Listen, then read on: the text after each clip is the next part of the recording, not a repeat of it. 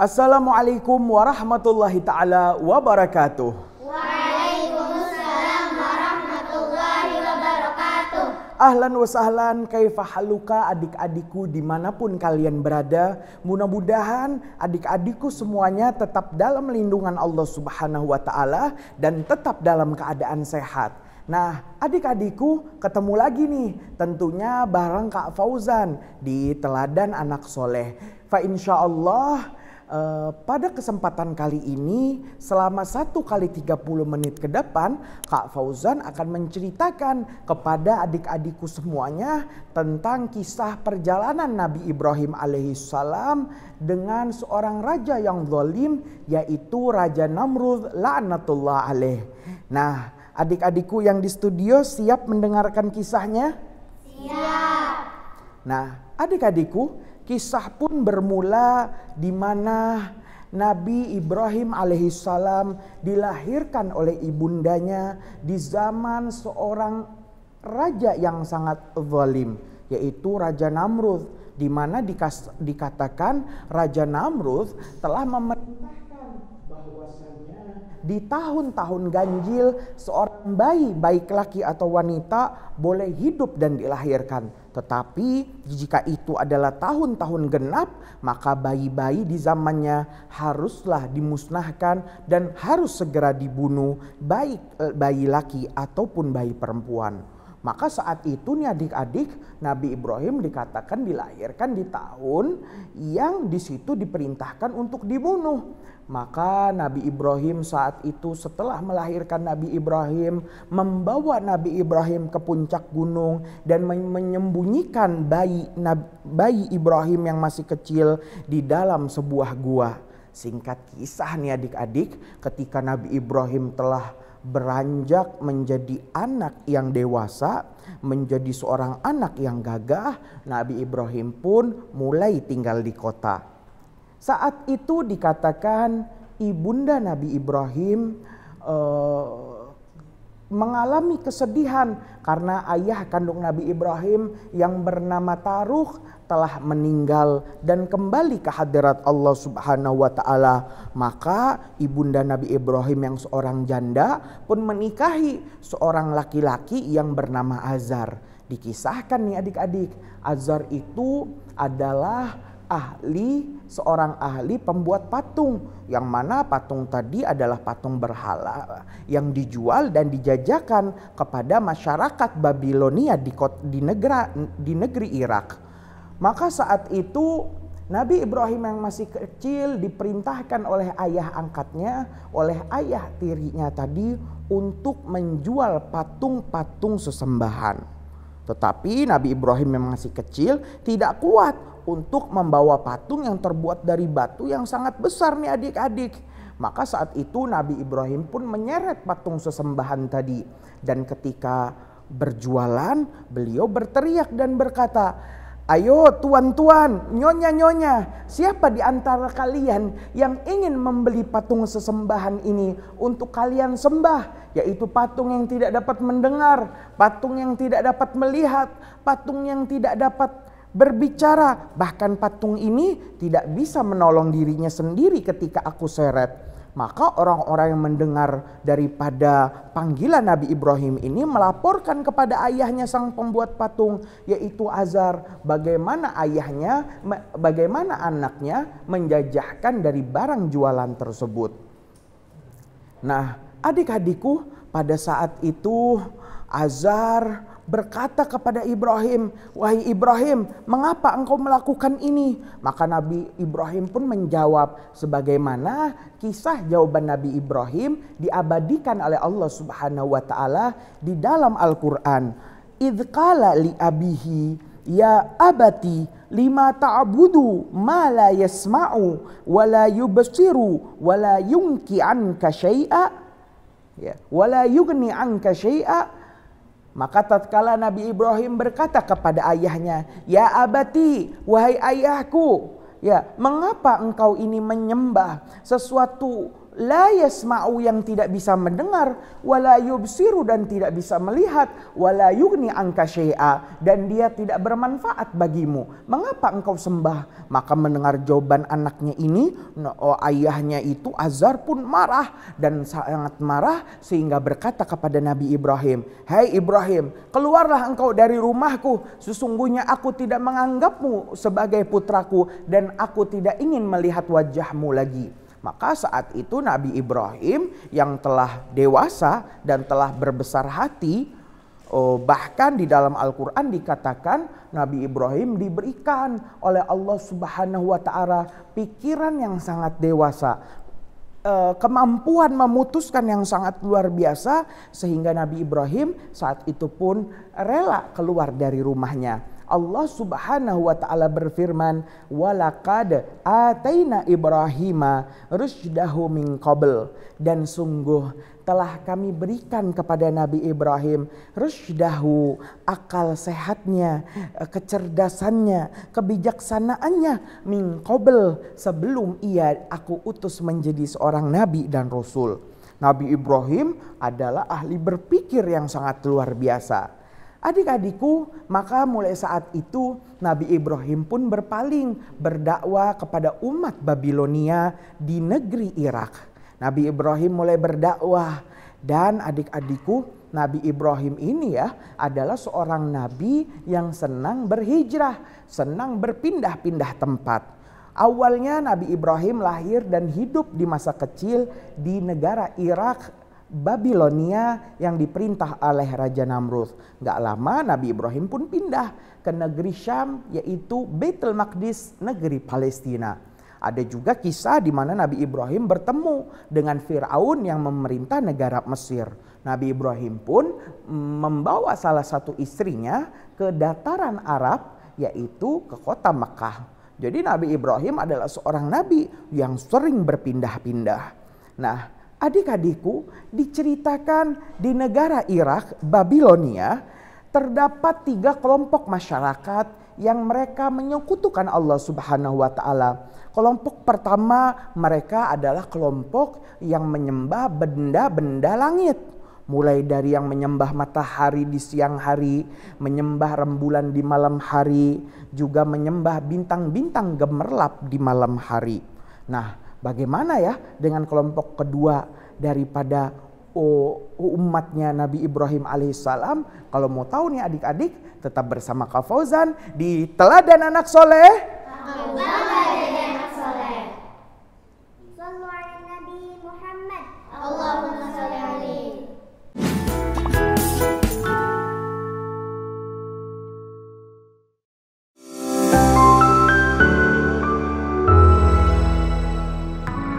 Pilihan tepat untuk lengkapi kebutuhan rumah tangga. Toko elektronik Alfa Marwah. Kami menyediakan berbagai perlengkapan elektronik untuk kenyamanan rumah Anda. Kipas angin, AC, televisi, aneka tipe kulkas sesuai kebutuhan. Tidak hanya itu, kami juga menghadirkan pilihan terbaik untuk spring bed, kasur busa, dan permadani. Selain elektronik dan perlengkapan rumah, kami juga menyediakan pilihan transportasi praktis seperti sepeda anak, sepeda dewasa, hingga sepeda listrik. Dan masih banyak produk lainnya yang bisa Anda temukan langsung di toko kami.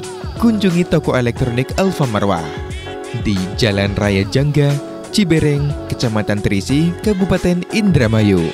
Info lebih lanjut hubungi 085 38 5555 080.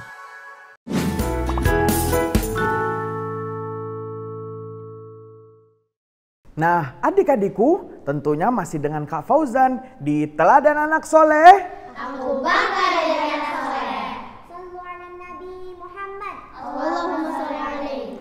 Nah, adik-adikku, maka di zaman Nabi Ibrahim di negara Irak Babilonia terdapat 3 kelompok yang menyekutukan Allah Subhanahu wa Ta'ala.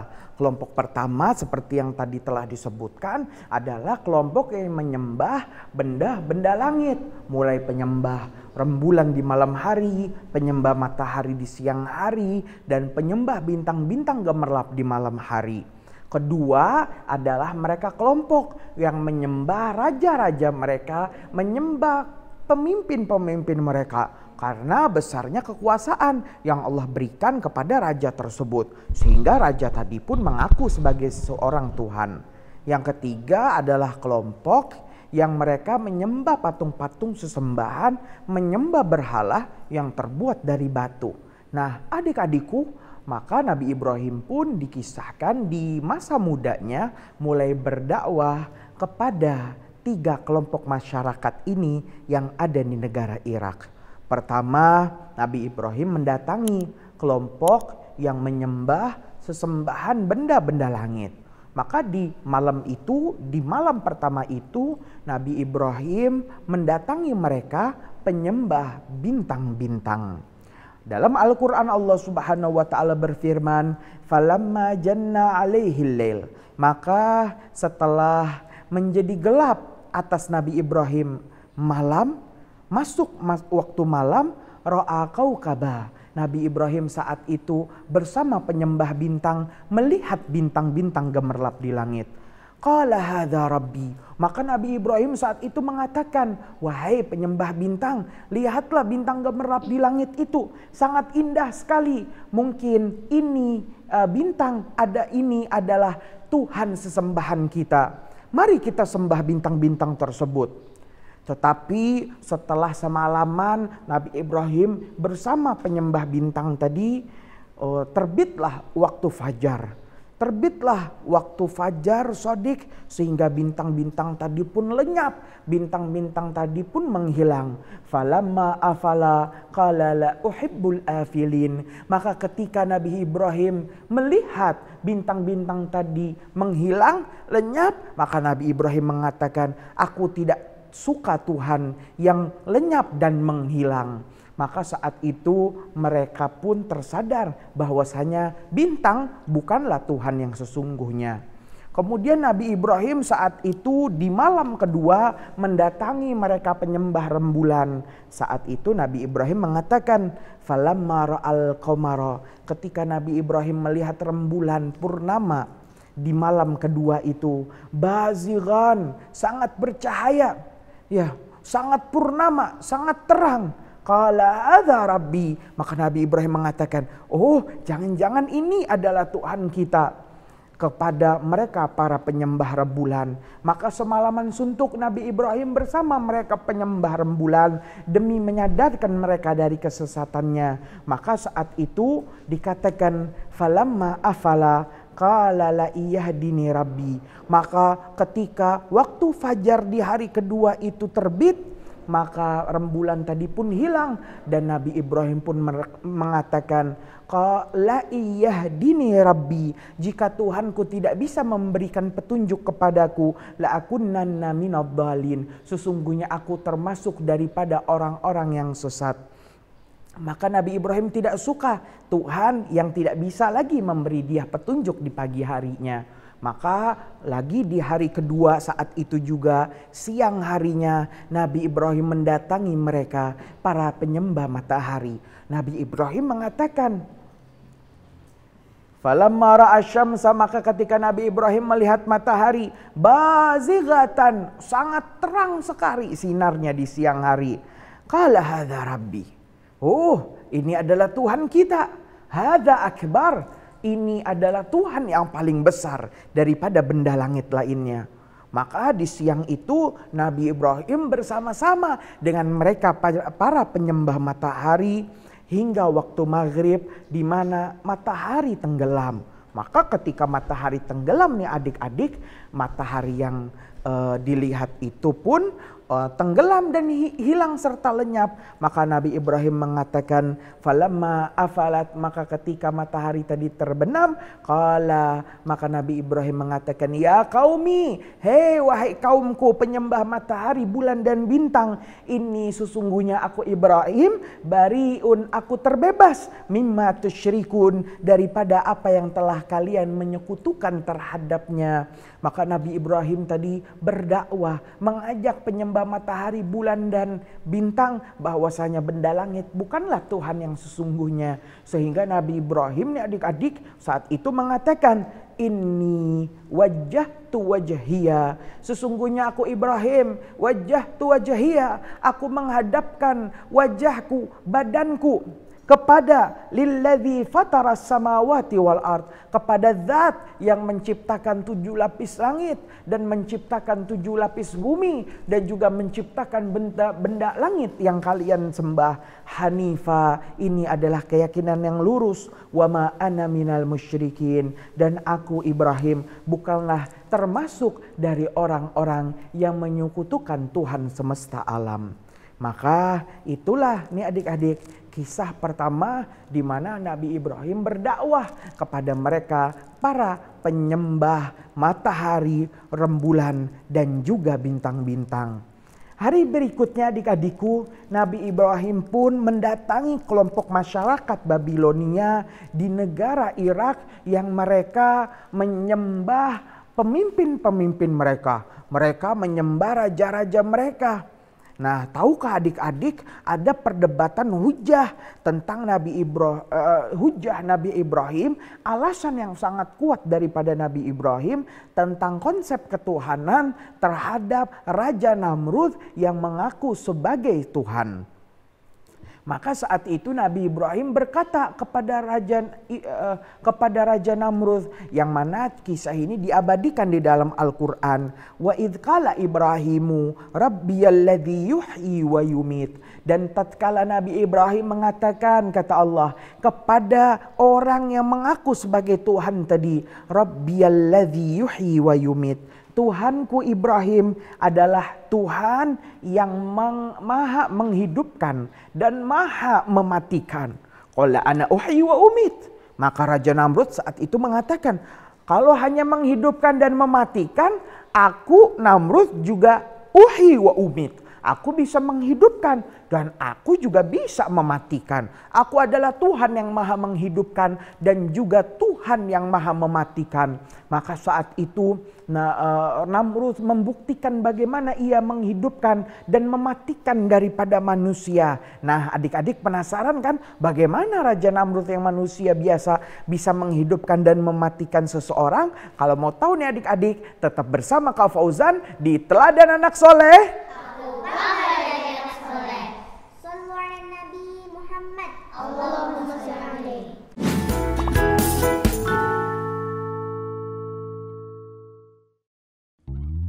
Beli furnitur full bahan jati? Ada. Furnitur bahan impor? Ada. Perlengkapan furnitur pernikahan? Banyak. Beli perlengkapan elektronik? Banyak. Beli sepeda dewasa dan anak? Lengkap. Gratis tanpa ongkos kirim wilayah 3. Cirebon, Indramayu, Kuningan, dan Majalengka. Harga terjangkau, kualitas terbaik. Juga tersedia pabrik es kristal bagi Anda yang ingin usaha es. Belanjakan kebutuhan Anda di Agung Jaya Putra Furnitur, Jalan Raya Bunut, nomor 1, Karadenan, Cirebon. Atau hubungi kami sekarang 0813 2402 6644. Sekali lagi 0813 2402 6644. Agung Jaya Putra Furnitur. Belanja Anda bernilai pahala jariah.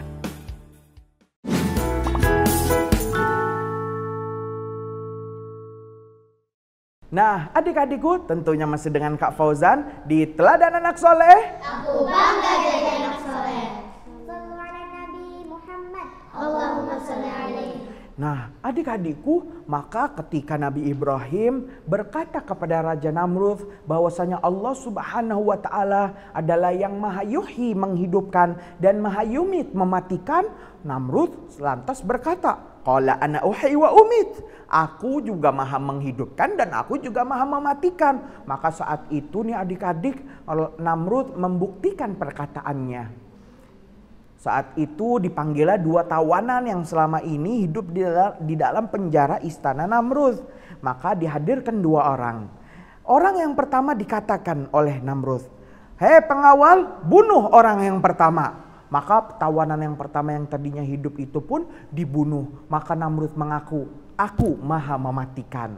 Dan tawanan yang kedua, "Engkau, aku bebaskan." Maka dia pun dapat bebas dan hidup. Maka itulah bukti Raja Namrud, ia maha menghidupkan dan mematikan. Tetapi Nabi Ibrahim tahu ini adalah alasan yang tidak beralasan, karena bukan itulah maksud daripada Nabi Ibrahim alaihissalam. Tapi Nabi Ibrahim mendiamkannya, dan Nabi Ibrahim mendatangkan hujjah yang lain. Sebagaimana hujjah ini diabadikan di dalam Al-Quran, ayat suci kita, yang mana Allah Subhanahu wa ta'ala berfirman, qala Ibrahimu fa innallaha ya'ti bisyamsi minal masyriqi. Maka Nabi Ibrahim berkata, Namrud, fa innallaha, sesungguhnya Allah Tuhanku Ibrahim, ya'ti bisyamsi, ia maha mengeluarkan, maha mendatangkan matahari, minal masyriq, dari arah terbitnya matahari, yaitu arah timur. Kalau engkau betul Tuhan wahai Namrud, kata Nabi Ibrahim, fa'ti biha minal maghrib, maka datangkan itu matahari yang setiap hari, setiap pagi memang terbit dari arah timur, fa'ti biha minal maghrib, datangkan ia, coba engkau terbitkan ia dari arah barat keesokan hari. Maka apa jawaban daripada Namrud? Fabuhitalladzi kafar, maka terdiamlah mereka orang-orang yang menyekutukan Allah Subhanahu wa ta'ala. Mereka bingung, mereka yatakhayyar, mereka bingung, tidak bisa menjawab daripada tantangan Nabi Ibrahim alaihissalam. Maka terbuktilah bahwasanya Namrud bukanlah seorang Tuhan sebagaimana yang dia aku selama ini. Nah, adik-adikku, kisah Nabi Ibrahim bersama Namrud pun tidak selesai sampai di sini. Tetapi cerita berlanjut, di mana Nabi Ibrahim alaihissalam mendatangi mereka penyembah-penyembah berhala, penyembah-penyembah patung. Dikatakan nih adik-adik, Namrud setiap tahunnya memerintahkan kepada seluruh rakyat Babilonia di negara Irak untuk mengadakan perjamuan terhadap tuhan-tuhan berhala yang mereka sembah. Maka saat itu Namrud mewajibkan seluruh rakyatnya untuk berburu di dalam hutan. Tidak boleh ada seorang pun dari rakyatnya yang tinggal di dalam rumahnya, kecuali ia sedang sakit. Maka saat itu semua rakyat berangkat ke hutan. Nabi Ibrahim yang saat itu tinggal dengan seorang sahabatnya diajak oleh sahabatnya, "Hai Ibrahim, ayo cepat kita berangkat berburu ke hutan, karena ini adalah perintah titah dari sang Raja Namrud." Tapi Nabi Ibrahim terlihat saat itu nih adik-adik sedang tertidur di atas kasurnya. Nabi Ibrahim berselimut dan terlihat sepertinya Nabi Ibrahim sedang sakit. Maka ketika diajak itu, Nabi Ibrahim menolak dan mengatakan, "Wahai sahabatku, engkau berangkat saja sendiri berburu ke hutan. Sesungguhnya aku Ibrahim sedang dalam keadaan sakit." Maka Nabi Ibrahim yang sakit ditinggal seorang diri di kota Babilonia. Maka saat itu nih adik-adik, ketika semua kota menjadi sepi dan seluruh orang sedang berburu hewan rusa dan kijang di hutan untuk dijadikan sesembahan, Nabi Ibrahim pun langsung membuka selimutnya dan bangkit dari kasurnya. Artinya sepertinya Nabi Ibrahim tidak sakit dan Nabi Ibrahim hanya pura-pura sakit. Lantas apakah betul seorang nabi adalah seorang pembohong? Tidak, seorang nabi adalah seorang yang jujur. Mengapa Nabi Ibrahim sepertinya berbohong? Nanti Kak Fauzan kasih tahu apa rahasianya. Maka Nabi Ibrahim saat itu langsung mengambil sebuah bohlam besi yang sangat besar, membawa palu yang sangat besar, dibawa palu ini dan diseret ke kuil sesembahan berhala Namrud. Terlihatlah ketika memasuki kuil, terlihat patung yang sangat-sangat besar setinggi 40 meter. Dan sekitarnya ada patung-patung kecil yang setinggi 2 meter misalnya. Maka Nabi Ibrahim saat itu mulai menghancurkan patung-patung kecil tadi, menghancurkan sesembahan tadi. Maka dihancurkan kepala-kepala tadi, dikampak kepala-kepala dari berhala yang kecil tadi pun disembelih dan diputuskan oleh Nabi Ibrahim alaihissalam. Setelah selesai, Nabi Ibrahim memasangkan kampak tadi yang sangat besar, palu bohlam tadi yang sangat besar dipasangkan ke leher daripada patung yang sangat besar tadi. Kemudian Nabi Ibrahim kembali ke rumahnya dan melanjutkan tidurnya. Setelah mereka rakyat Babilonia selesai daripada berburu hewan dan membawa sesembahan jamuan-jamuan untuk para berhalanya, nah, Raja Namrud melihat bagaimana keadaan kuilnya yang hancur berantakan, melihat Tuhan sesembahannya yang dihancurkan oleh entah siapa dia. Maka saat itu Namrud marah. Dan saat itu Namrud mengatakan, siapa yang menghancurkan ini? Tiba saja seorang pengawal datang ke hadapan Namrud. Wahai Namrud, Tuan Raja, aku melihat sepertinya ada seseorang yang tadi masuk ke dalam kuil. Siapa itu? Itu adalah Ibrahim. Oh, panggil Ibrahim. Maka Nabi Ibrahim tadi diseret. Ya, Nabi Ibrahim diseret dari rumahnya, dibawa ke kuil sesembahan Raja Namrud. Kemudian Raja Namrud berkata, siapa wahai Ibrahim yang menghancurkan daripada berhala ini? Maka Nabi Ibrahim saat itu menunjuk, sepertinya yang menghancurkan adalah itu yang paling besar. Maka Nabi Ibrahim menunjuk ke arah patung, sepertinya yang menghancurkan adalah itu yang paling besar. Maka saat itu orang-orang terfahamkan bahwasannya yang menghancurkan adalah patung berhala yang paling besar. Maka saat itu Nabi Ibrahim alaihissalam dihukum oleh Raja Namrud laknatullah alaih. Nah, bagaimana ya kisah dihukumnya Nabi Ibrahim oleh Raja Namrud? Kalau mau tahu nih adik-adik, insya Allah kita lanjutkan pada pertemuan selanjutnya. Tak terasa sudah 1 kali 30 menit Kak Fauzan menemani adik-adikku semuanya. Fa insya Allah kita akan ketemu lagi pada jam dan acara yang sama. Tentunya masih dengan Kak Fauzan di Teladan Anak Soleh. Aku bangga jadi